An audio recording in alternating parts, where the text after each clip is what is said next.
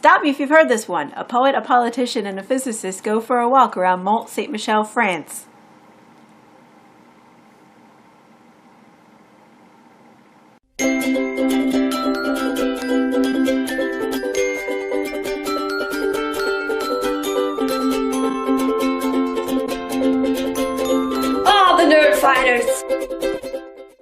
Mindwalk is not a very action-filled movie, and it is not a very drama-filled movie, but what it is actually in the title. It is Mindwalk, a film for passionate thinkers. It's actually part of the title. I just learned that doing research for this, but it's true, it is. Basically, the premise is Sam Waterston is a politician, and he's become somewhat jaded from politics because that'll happen, and John Hurt is his friend, and John Hurt's character has moved to France, I guess, because he's a poet, and that's what poets do. Sam Waterston's character, whose name is Jack Edwards, because of course Sam Waterston's character's name is Jack, comes to visit his friend John Hurt's character, whose name is Thomas Harriman, and they walk around Mont Saint-Michel, France, which is a stone abbey that was built on the western side of France. It's a real thing that actually exists, and it's a very big part of the premise of the movie. There it is, Mont Saint-Michel. What do you think? Beautiful. Yeah, you want to do something different? You want to walk over there? Walk across that swamp? Yeah, just like our ancestors did, centuries and centuries and centuries and centuries ago. You're the one that wanted to do all the walking. Come on, let's go.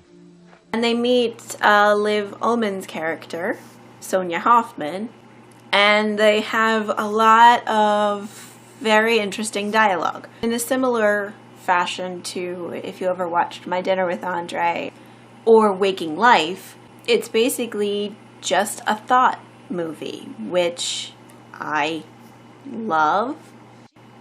And I find it very interesting that it's still relevant today. A lot of the thoughts that they have and a lot of the things that they think about and talk about are still completely relevant today. For example, look, there are two great principles functioning in this entire living world. The male principle, pick the adjective, the aggressive, dominating, whatever, and the female principle, nurturing, caretaking, gentle, whatever.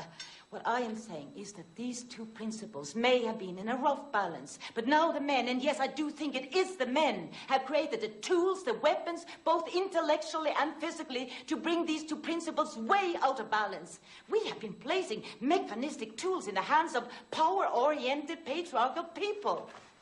I'm saying you men are out of control now.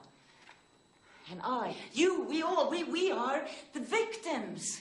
So what's the risk? What's wrong with giving the female principle an opportunity? This movie, which is based on a book, The Turning Point, doesn't have a whole lot of action going. It's only an hour and a half, and it's a worthy watch simply because a lot of the ideas that they talk about are still being talked about today, a quarter of a century later. He was writing in poetry 200 years ago what you're saying today in prose. A lot of the ideas that I have today were basically born in watching this film. Are you saying that there is actually a physical connection between you and me and between you and the wall behind you and the air and this bench? Yes. At the subatomic level, there is a continual exchange of matter and energy between my hand and this wood, between the wood and the air, and even between you and me. I do find the character of John Hurt to kind of be the obnoxious grain of sand, because a lot of what he does is just quip poems.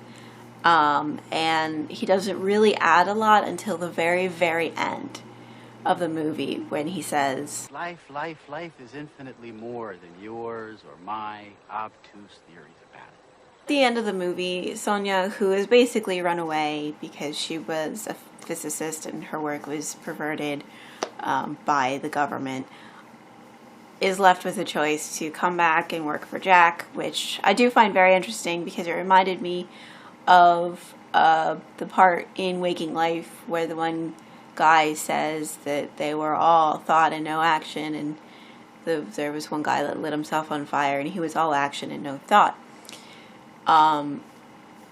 Which, if you haven't seen that movie either, you should watch it. That's weirder, but it's also very interesting. And it's the idea that a lot of times thinkers don't like to take action. They just like to think. But it's the thinkers that come up with the ideas that are capable of changing the world. And that's kind of where the cycle gets stuck.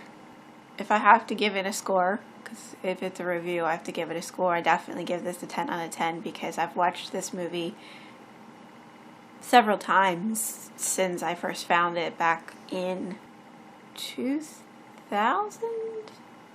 So 10 years after it was released is when I first saw it, and it's still relevant today.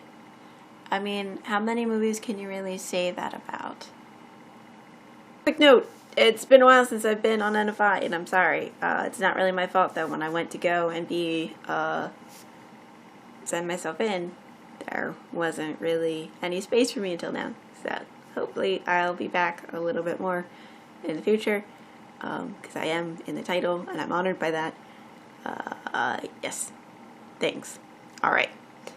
Paul, we'll see you tomorrow. Bye. Creativity is a basic element of evolution. Every living organism has the potential for creativity, for surprising and transcending itself.